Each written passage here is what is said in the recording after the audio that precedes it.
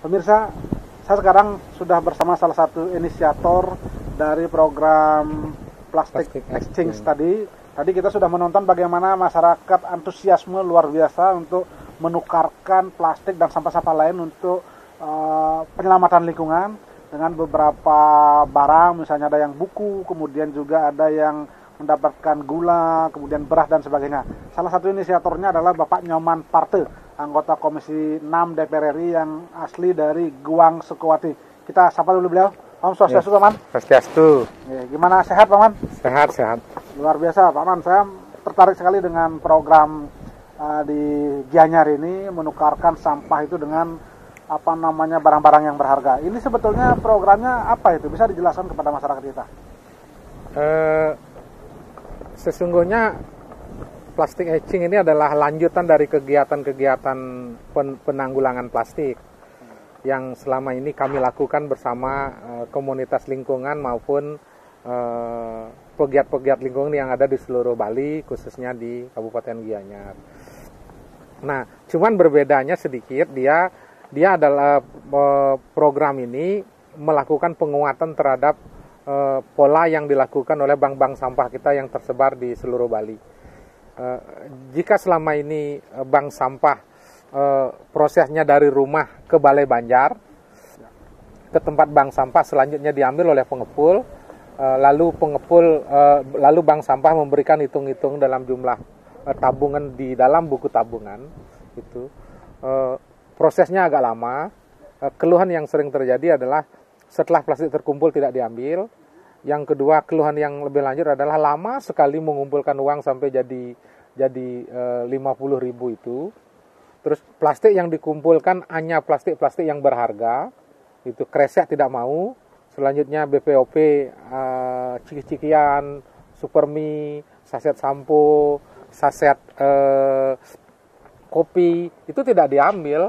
Sehingga walaupun sudah ada bank sampah, lingkungan kita masih dipenuhi dengan plastik yang berserakan. Di got kita masih banyak sekali, di sungai kita banyak sekali. Nah, kelebihan dari program ini, dari kegiatan ini adalah pertama, dia masyarakat menjadi sangat antusias, dan ini yang kita lakukan tadi adalah yang gerakan yang untuk ke-40 kalinya, sangat antusias karena ada motivasi untuk mendapatkan penukar yang lebih berarti, yaitu pangan, khususnya beras, apalagi dalam situasi pandemi seperti sekarang. Kelebihannya yang lain adalah kalau selama ini di bank sampah yang terlibat hanya mungkin ibu rumah tangga dengan bank sampah, tetapi kalau plastik etching yang terlibat banyak orang. Tadi Pak Agus sudah lihat, ada anak-anak yang terlibat bawa plastik juga, ada orang dewasa terlibat bawa plastik juga, ada lansia terlibat bawa plastik juga. Tempat ngambilnya pun berbeda-beda. Itu. Kalau saya yakin orang dewasa tadi adalah ngambilnya di rumahnya dari plastik yang mereka kumpulkan sehari-hari, yang mereka pilah sehari-hari. Nah, anak-anak mengambilnya di lingkungan. Terus lansia juga dia mungkin ngambil di jalan-jalan. Begitu juga banyak yang mengambil di sawah, di got kita, di parit kita, di sungai kita. Plastik etching mampu memotivasi orang untuk mengambil sampah-sampah yang tidak bertuan. Di sungai, di got, di parit yang selama ini tidak tersentuh oleh bank sampah. Nah, terus yang ketiga, plastik etching mengambil seluruh plastik, seluruh botol, seluruh kertas. Jadi tidak ada yang dipilih-pilih, dan selanjutnya diambil oleh pengepul. Yang keempat, kelebihan keempat adalah program ini bisa melibatkan banyak orang untuk terlibat berkontribusi. Tadi misalnya acara yang tadi, banyak orang itu terlibat untuk memberikan kontribusi beras, untuk memberikan kontribusi dupa, untuk memberikan kontribusi minyak. Banyak orang yang terlibat. Artinya itu kontribusi itu mereka donasi kepada panitia atau manajemen bank sampah ini? Donasi kepada, ada yang kepada komunitas plastik etching, kepada Pak Janur CS. Terus ada yang kepada, seperti saya, kontribusinya langsung ke bank sampah. Kontribusinya ke teman-teman lain juga kontribusinya ke bank sampah. Dan banyak orang yang terlibat. Itu. Artinya itu murni dari swadaya pihak yang peduli atau memang ada dari dana pemerintah? pemerintah kan banyak punya fasilitas, juga banyak bagi. Bayangkan kalau BLT, BST, sembako yang dibagi, stimulus yang dibagi disertai dengan ajakan, ayo kita sebelum dibagikan kita kumpulkan plastik dulu. Gitu loh. Artinya masyarakat tidak hanya sekedar menerima BLT, sumbangan sembako, ya, tapi jadi posisi masyarakat tidak seperti ini. Saya juga hampir semua kegerakan plastik exchange ini saya ikut donasi. Sebagian besar saya ikut donasi. Kadang-kadang 50 kilo, kadang-kadang 100 kilo, kadang-kadang ada juga yang 150 kilo. Tetapi saya bangga betul karena beras saya dipakai untuk merawat lingkungan. Nah, saya bangga betul saya. Jadi saya tidak merasa terbeban sedikit pun. Saya ikhlas. Begitu juga masyarakat yang datang, setelah dia mengumpulkan plastik, dia mendapatkan beras, mereka juga sangat terhormat. Jadi bukan sekedar minta. Jadi tidak menengadahkan tangan. Baik. Gitu loh. Jadi berkeringat dulu, baru mendapatkan beras gitu. Baik, Paman, kita hentikan dulu sejenak. Ya. Dan pemirsa, kami akan kembali nanti setelah pariwara berikut ini. Nah, pemirsa, masih dalam acara perbincangan kita berkait dengan program plastik exchange yang sudah dilakukan di Gianyar. Dan tadi Pak Nyoman Partes selaku salah satu inisiator sudah sangat tegas mengatakan ada beberapa keuntungan yang didapatkan oleh masyarakat dan juga penyelamatan lingkungan dengan adanya program ini. Yang terpenting adalah bagaimana mengajarkan masyarakat untuk bisa membudayakan pola hidup bersih. Paman, saya lanjut ke Paman. Ketika kita bicara tukar plastik, tukar sampah seperti itu, tentu memang memerlukan dana. Tadi Pak Man mengatakan banyak sekali donasi yang dilakukan secara swadaya. Kalau upaya-upaya yang dilakukan terhadap pemerintah apa yang sudah upaya pendekatan yang dilakukan? Kalau pemerintah sesungguhnya dari dulu juga sudah terlibat urusan penanggulangan plastik, menjaga kebersihan lingkungan. Cuman pola-polanya yang tidak diimprovisasi. Jadi pola ini saya berharap diakomodir oleh pemerintah karena dari 40 kali gerakan ini saya melihat betapa gerakan ini bisa menjadi gerakan yang masif sekali dengan biaya yang ringan. Sesungguhnya biaya itu kan sudah ada. Jadi contoh misalnya di dana desa kita juga tercantum dana untuk kebutuhan merawat lingkungan. Di dana desa adat juga ada dana untuk merawat pelemahan dan pawongan.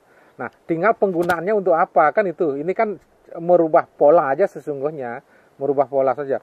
Jadi kalau itulah yang harus diberikan sebagai alat penukar dari plastik. Apa saja, misalnya menjelang galungan mungkin bisa ditukar dengan buah itu, tidak harus selalu beras gitu.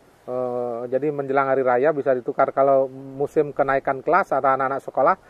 Seperti tadi pun kita berikan door prize, buku gambar, buku tulis. Jadi apa saja yang bisa digunakan untuk menukar dari plastik itu. Nah, selama ini kan biaya sudah banyak kita keluarkan untuk merawat lingkungan. Cuman karena polanya tidak ketemu, sehingga kita sudah melangkah, biaya pun sudah keluar, tapi Bali tidak bersih-bersih. Laut kita masih tetap kotor, penuh dengan plastik. Upaya terakhir kita, upaya strategis kita yang ingin kami capai adalah dengan pola plastik exchange ini adalah bagaimana mencegah agar sampah tidak sampai ke laut. Itu yang menjadi keinginan besar kita. Karena ketika plastik masih ada di lingkungan darat, di lingkungan perumahan masih bisa kita ambil. Kalau dia ada di sungai dan ada di parit masih bisa kita ambil. Tapi ketika dia sudah sampai di laut, dia akan susah kita ambil. Oleh karena itu sesungguhnya ide besar dari plastik exchange adalah bagaimana merubah agar plastik kita tidak sampai ke laut. Terus yang kedua, lingkungan kita bersih, masyarakat mendapatkan second income, dan selanjutnya memberikan pekerjaan yang baru. Jadi ada pekerjaan baru yang bisa dikumpulkan. Jadi mereka mengambil di waktu kosong ini bisa mengumpulkan plastik, mendatangkan uang, dan lain sebagainya. Ini upaya yang menurut saya efektif di dalam membuat desa kita bersih, kota kita menjadi bersih, Pulau Bali menjadi bersih. Persoalannya adalah ketika sampah sudah terkumpul, kemudian masyarakat sudah mendapatkan dana, sekarang sampah-sampah plastik ini siapa yang harus mengelola? Atau Nah, mungkin dijual atau apalah? Nah, kebetulan sekali kita ketemu dengan pengepul orang Bali, Pak Komangadi. Dia apa namanya bersedia untuk mengambil seluruh kelebihannya itu. Kelebihannya dia bersedia untuk mengambil seluruh jenis plastik. Dia bersedia untuk mengambil segala bentuk botol atau botol kaca. Tidak hanya botol bir saja, tapi seluruh botol kaca dia diambil. Oleh karena itulah kami berani menggerakkan ini, karena selama ini kan kendalanya bahwa plastik yang diambil hanya plastik-plastik yang berharga aja. Kresek tidak diambil, ciki-cikian tidak diambil. Dengan program ini seluruhnya diambil. Jadi biayanya murah. Contoh misalnya di Batu Bulan Kangin plastik yang terkumpul 2 ton 144 kilo. Beras yang dihabiskan hanya 553 kilo. Hanya segitu yang dihabiskan. Ya. Jadi sangat. Berarti artinya bisa dijamin bahwa sampah-sampah plastik yang terkumpul nanti akan tersalurkan dan akan bernilai ekonomi, karena bagi pengepul itu mendapatkan keuntungan ekonomi juga kan itu ya. Kenapa pengepul berani? Karena di satu sisi untuk sampah tertentu yang mahal dia bisa dapatkan dengan harga yang sedang. Untuk kresek yang tidak berharga, untuk BPOP atau plastik yang berbentuk apa namanya seperti supermi, bungkus supermi, saset sampo, saset kopi yang tidak berharga itu juga diambil. Jadi ada subsidi silang antar plastiknya. Jadi dengan pola seperti itu saya meyakini Bali akan segera bersih dengan kita lakukan ini. Baik Pak Manparto, kita hentikan dulu sejenak dan pemirsa kami akan kembali setelah pariwara berikut ini. Pemirsa, masih dalam acara perbincangan kita berkaitan dengan program plastik exchange. Tadi sudah dikatakan oleh Pak Manparto selaku anggota Komisi 6 DPR RI yang juga apa namanya inisiator dari program ini. Banyak sekali sudah dilakukan dan beberapa kali di beberapa desa di Gianyar. Saya lanjut ke Pak Man. Ini sudah hampir 40 tempat di lokasi. Bagaimana respon masyarakat di beberapa tempat itu? Malah sekarang kita kewalahan untuk menjadwalkan. Tadi saya komunikasi dengan Pak Janur, 1 bulan ke depan ini juga penuh. Jadi sehingga orang ada yang minta karena pagi kita tidak bisa, kita lakukan sore hari. Dan sesungguhnya juga program ini tidak harus dilaksanakan oleh komunitas plastik exchange. Siapa saja, kelebihan dari program ini siapa, nanti kalau Pak Agus mau mengadakan di desa sendiri, Pak Agus kumpulkan donasi beras, selanjutnya Pak Agus tukar dengan plastik. Memang tidak kelompok itu saja ya. Enggak, yang ini penting kita kepedulian. Iya, kepedulian aja. Jadi ini adalah inisiasi dari kelompok pegiat lingkungan yang boleh dilakukan oleh siapa saja. Siapa saja boleh melakukan ini. Perorangan boleh, desa adat boleh. Cuman persoalannya kan di situ adalah ketika sampah sudah terkumpul, nanti membawa ke pengepul ini harus ada hubungan. Nah gini, gitu kan? Kita harus berhubungan dulu dengan pengepul yang mengambil, karena teknisnya bisa armadanya langsung dibawa di acara, sehingga ketika kita nimbang langsung sudah naik ke truknya, atau jika desa itu sudah memiliki armada, desa itulah yang mengantarkan ke pengepul. Nah itu saya lihat ada beberapa masyarakat yang dapat sampai 50 kg gitu Pak. Itu berarti berapa lama mengumpulkan itu ya, rata-rata ya? Karena tadi itu dia di samping membawa plastik, ya, dia banyak membawa kresek, saya lihat itu. Kresek di dalam plastik exchange harganya paling mahal. Yang dalam konsep bank sampah tidak, harganya agak rendah. Di pengepul tidak terlalu laku. Tetapi dalam program plastik exchange, kresek harganya paling mahal. 1 kilo kresek kita tukar dengan 1 kilo kresek mendapatkan 1 poin. 1 poin adalah 1 kilo sampah, 1 kilo beras. 4 kilo kardus adalah 1 poin. 1 poin adalah 1 kilogram beras. Jadi 1 poinnya ini menentukan untuk mendapatkan berasnya. Tetapi kilo-kiloan di sini yang berubah-ubah untuk mendapatkan 1 poin. Tergantung jenis barangnya. Gitu. Kalau kardus 4 kilo, kalau kresek 1 kilo. Sudah ada kriteria-kriterianya. Sudah buat parameternya. Jadi kalau rongsok kan lagi poinnya itu. Nah, kalau selain di Gianyar, bisa nggak nih kira-kira Pak Man dikomunikasikan? Malah saya ingin ada teman-teman dari Tabanan sudah kontak, ada teman dari dari Jembrana sudah kontak. Cuman saya menyampaikan tolong sampaikan dulu dengan pengepul di sana. Itu karena tidak mungkin pengepul yang di Gianyar ini jauh sekali ngambil sampah ke Jembrana gitu loh. Jadi kalau sudah ada pengepul di mana aja di seluruh Bali ini bisa dilaksanakan. Berarti pendekatannya kepada pengepul dulu kan? Ya harus kepada pengepul dulu. Karena dia yang akan berkomunikasi ke. Intinya gini, dia harus mau ngambil semuanya. Dia dan kita tidak ngotot dengan harga-harga yang istimewa. Harganya istilah Balinya itu harga nyaruk. Nyaruk ya. Harga jadi, nyaruk. Apapun dibeli. Tidak mesti harus yang mahal aja dibeli. Tidak harus yang mahal saja. Oleh karena itu yang harga yang mahal jadi harga sedang. Yang tidak laku jadi laku. Itu karena nyaruk. Ketika kita bicara soal sampah plastik kemudian lingkungan, saya lihat Pak Man konsen sekali dari dulu memerangi sampah, mengajak masyarakat. Sebetulnya apa yang Pak Man konsenkan itu ya, sehingga kita kok kayaknya dari dulu semua pejabat mengajak itu, tapi kadang-kadang hangat-hangat kayak ayam seperti itu. Pertama, saya Bali ini terlalu istimewa itu bagi saya. Bali telah memberikan banyak hal kepada kita, keistimewaan. Seperti lingkungan kita ini, saya anggap ini very very important. Jadi sesuatu yang sangat penting yang harus dipertahankan. Itu kita memiliki pulau yang ada di tengah-tengah laut. Jadi luar biasa di satu sisi, tapi di sisi yang lain, kalau kita tidak rawat lingkungannya, kalau plastiknya kita tidak urus dengan benar, seluruh plastik kita akan bermuara di laut. Kenapa? Karena sungai kita banyak sekali.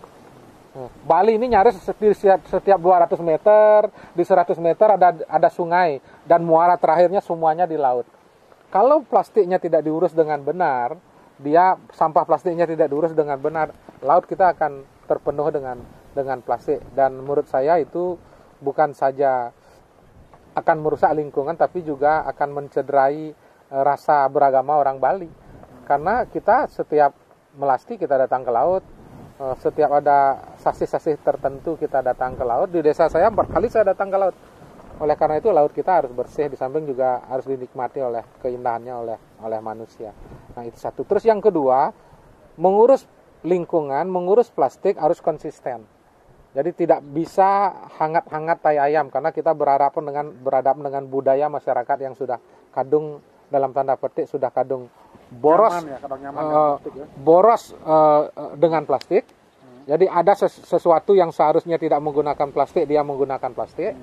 Dan setelah itu sembrono pasca menggunakan. Oleh karena itu kita harus konsisten, nggak usah marah. Saya sudah 9 tahun mengurus ini. Sungai yang kotor bisa kita buat menjadi sangat bersih. Tetapi konsisten, terus mengajak, terus melakukan tindakan, dan akhirnya orang lain akan ikut. Ini Pak Manparto sendiri kan anggota Komisi 6 DPR RI, sekarang berjuang di pusat. Apa yang sudah dilakukan berkaitan dengan lingkungan ini? Saya sudah berulang kali menyampaikan ketika rapat-rapat mengundang asosiasi produsen kemasan. Jadi produsen yang membuat seperti Danu, Indofood, apalagi itu, pokoknya kemas-kemasan plastik itu yang membuat yang memproduksi maupun membuat barang-barang yang menggunakan kemasan plastik. Saya sudah menyampaikan berulang kali agar mereka itu melakukan redesign industri. Jadi redesign produknya. Kenapa? Karena situasinya sudah berubah. Contoh misalnya Pak Agus, dulu orang banyak mandi di sungai, membutuhkan sampo saset. Hari ini orang sudah mulai berkurang mandi di sungai. Jadi seharusnya dia tidak lagi mencetak sampo saset. Itu. Terus yang kedua, produk-produk botolan. Sekarang kan sudah bisa isi ulang. Kenapa terus membuat botolan? Itu loh. Nah, terus yang ketiga, orang sekarang mulai ada budaya pesta, acara perkawinan, acara resepsi dan lain segalanya. Ada minuman-minuman kemasan. Kenapa tidak dibuat minuman galon saja? Sehingga bisa dikurangi. Gitu. Terus selanjutnya, kenapa tidak membuat plastik yang ramah lingkungan? Bukankah yang dia jual bukan plastiknya, tapi yang dia jual adalah isinya? plastik hanya sebagai wadah. Kenapa dia tidak coba membuat produk-produk yang menggunakan kemasan yang ramah lingkungan? Nah, itu yang saya sudah usulkan berulang-ulang di Senayan, agar para mereka yang bergerak di bidang usaha-usaha yang menggunakan plastik, memproduksi plastik, mulai melakukan redesign industrinya, agar kita bisa mengurangi pemanfaatan penggunaan plastik. Selanjutnya kita bisa mengurangi sampah plastiknya. Baik Pak Manparto, kita hentikan sejenak, dan pemirsa kami akan kembali nanti setelah pariwara berikut ini. Pemirsa, masih dalam acara perbincangan kita berkaitan dengan tema kita adalah plastik exchange. Tadi sudah Pak Manparto mengatakan selaku anggota DPR sudah berupaya juga memperjuangkan di pusat bagaimana Bali dan khususnya para produsen plastik ini untuk mengurangi, karena bagaimanapun juga itu akan berdampak pada lingkungan. Saya kembali ke Pak Manparto. Sebetulnya kan banyak pihak yang terkait ini untuk melakukan perang terhadap sampah plastik, selain juga dengan produsen, juga masyarakat sendiri. Sebetulnya apa yang bisa dilakukan oleh masyarakat, karena sampah itu kan diproduksi bermula juga di rumah tangga seperti itu. Apa yang bisa dilakukan masyarakat? Pertama, cerdas menggunakan plastik, karena sesungguhnya plastik itu membantu manusia. Bahkan dulu plastik ini dibuat untuk mengurangi pembalakan hutan. Nah, datanglah plastik agar hutan kita tidak terus-terusan ditebang, tidak terjadi penebangan hutan yang liar gitu. Nah, datanglah plastik. Di negara-negara maju yang budayanya sudah bagus, tidak pernah ada persoalan plastik, karena setelah dia pakai dia taruh di tempat yang benar. Nah, masalahnya di kita boros menggunakan plastik. Hal-hal yang sesungguhnya kita tidak perlu menggunakan plastik, kita menggunakan plastik. Hal-hal yang seharusnya kita bisa menggunakan godi bag, kita tidak membawa godi bag. Terus setelah kita gunakan, gitu, seharusnya kita ditempatkan di tempat yang telah disediakan, kita buang sembarangan. Itu yang menyebabkan, oleh karena itu, agar gerakan ini berhasil, agar Bali cepat bersih, yang harus dilakukan adalah, pertama, pemerintah harus terus-menerus mengajak rakyat itu belajar memilah. Karena kuncinya di memilah. Ketika kita sudah berhasil memilah antara organik dengan anorganik, antara organik dengan plastik sederhananya, maka Bali akan segera bisa bersih. Plastiknya kita tukar dengan beras, dengan pangan, selanjutnya dibawa ke pengepul mengembalikan ke pabriknya, ke Jawa. Organiknya kita urus. Jika belum ada mesin, kita bawa dulu ke sepiteng organik, khusus untuk sepiteng organik. Yang kedua, kita masukkan ke lubang biopori. Yang ketiga kita buat komposter untuk mendapatkan pupuk cair. Yang terakhir, kita lakukan pembuatan kompos yang besar, yang bagus, itu untuk mendapatkan pupuk padat. Ya, kalau dari sisi lain, oke lah, masyarakat sudah, mungkin sebagian besar ada yang sadar, tapi sisi lain ada juga masyarakat yang tidak sadar, dan semau gue perlu nggak ada aturan sanksi tegas ya? Gini, kalau di desa, masalahnya kan ada ruang publik yang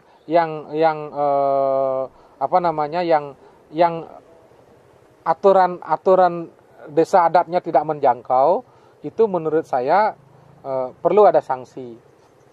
Tetapi kalau masyarakat di desa adat, menurut saya mungkin sanksinya lebih pada persoalan sanksi-sanksi moral ya, sanksi sosial. Gini, contoh misalnya, ketika desa adat membuat perarem bahwa hari Senin membawa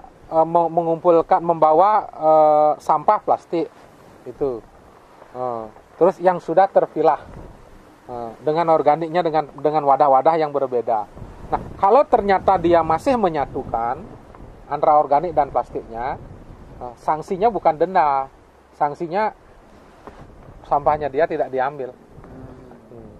Sanksinya itu yang jauh lebih efektif. Kenapa sampah saya tidak diambil? Oh, ternyata saya masih menyatukan mencampur antara organik dengan plastik. Jadi tidak usah sanksi. Itu kalau soal perarem soal sampah di desa adat, rasanya saya lihat juga sudah banyak sekali ada perarem, tapi pelaksanaannya biasanya yang karena gini, urusnya kan pertama kan kita masyarakat desa adat itu kan kadang-kadang didominasi oleh karena faktor kekerabatan. Ada urusan ewuh pokewuh. Jadi sanksi denda itu tidak efektif. Tapi menurut saya kalau SOP-nya sudah tegas, kesepakatan desa adat itu sudah jelas bahwa kita akan membangun desa kita agar menjadi desa yang bersih. Barang siapa yang masyarakat dianjurkan untuk memilah sampahnya, bila perlu armadanya diprogram dengan sedemikian rupa bahwa hari Senin pagi yang diambil adalah organik, hari Selasanya adalah plastik, dengan mobil yang berbeda gitu misalnya, dengan armada yang berbeda, dan barang siapa yang tidak yang masih mencampur plastik dengan organiknya tidak akan diambil. Bagaimana dengan pandangan Pak Manparto selaku anggota DPR dan juga masyarakat dengan upaya-upaya yang dilakukan oleh pemerintah Provinsi Bali dalam upaya untuk perang terhadap sampah plastik itu? Pertama, sesungguhnya pergub baik yang pergub PSP maupun pergub menyelesaikan problem sampah di Sumer, sesungguhnya itulah persoalan kita yang diatur di dalam pergub itu. Cuman persoalannya proses pemberdayaan masyarakatnya ini kurang maksimal dilakukan. Itu loh. Contoh misalnya contoh misalnya tentang masyarakat yang berbelanja ke pasar, pedagang yang ada di pasar masih sangat boros. Misalnya kenapa misalnya dagang diajarkan, Bu, kalau mau beli ini Ibu harus bawa goodie bag dari rumah. Itu misalnya. Itu loh. Jadi harus dua belah pihak, tidak hanya pembeli aja tapi juga pedagang. Oleh karena itu penting sekali ada pemberdayaan kepada mereka. Itu. Terakhir mungkin harapan Pak Manparto kepada masyarakat kita, karena memang selain pemerintah, selain produser, sebetulnya kunci utama untuk penggunaan dan memerangi sampah plastik ini adalah masyarakat di bawah. Apalagi ada budaya tadi plastik exchange seperti itu. Ya, pertama kita harus bertanggung jawab dengan sampah kita yang kita keluarkan. Sampahku, tanggung jawabku, sampahmu, tanggung jawabmu. Itu. Nah, terus yang kedua, pemerintah harus lebih inovasi di dalam membuat kegiatan-kegiatan agar bisa melibatkan masyarakat secara masif. Plastic exchange adalah salah satu pola yang bisa melibatkan masyarakat dengan sangat banyak, berbagai kalangan. Plastic exchange bisa dilakukan oleh siapa saja, oleh komunitas, oleh desa adat, oleh desa dinas, oleh Banyar, oleh siapa saja bisa melakukan itu. Nanti Pak Agus pulang ke Beleleng langsung mengumpulkan masyarakat walaupun dalam skup yang kecil bisa dilakukan. Kalau kita punya hanya 100 kilo, kumpulkan dalam skup yang kecil. Kalau tadi kami punya 1 ton, kami bisa mengundang 1 desa gitu loh Pak Agus. Ya. Jadi yang penting kita lakukan. Bayangkan dari 40 lokasi yang telah kita lakukan, sudah terkumpul lebih dari 45 ton. Kebayang nggak Pak Agus kalau itu sampai ke laut? Ya. Itu loh. Jadi 45 ton sudah kita cegat untuk tidak sampai ke laut. Gitu. Luar biasa. Jadi kalau itu baru 40 tempat, sementara di Bali ada 1.400. Wah, kalau itu dilakukan ya? Bali akan cepat bersih sekali. Justru prestasi kita adalah justru ketika pandemi Bali, rakyat Bali melakukan gerakan plastic exchange. Ketika nanti pandemi selesai, tamu akan terkejut, wisatawan akan terkejut. Bali kok jadi bersih sekali, dan itu akan ada cerita yang menarik untuk disampaikan ke publik gitu. Baik, terima kasih Pak Manparto, anggota DPR RI, luar biasa berkaitan dengan program plastic exchange. Mudah-mudahan ini bisa memberikan inspirasi dan informasi kepada pemirsa kita di rumah agar kita tetap menjaga lingkungan, terutama perang terhadap sampah plastik dimulai dari kesadaran kita sebagai rumah tangga, memilah sampah itu, sampah organik dan sampah plastik. Kami seluruh kerabat kerja yang bertugas mengucapkan terima kasih atas perhatian dan kebersamaan Anda, dan kami akhiri dengan parang santi. Om Santi Santi Santi Om.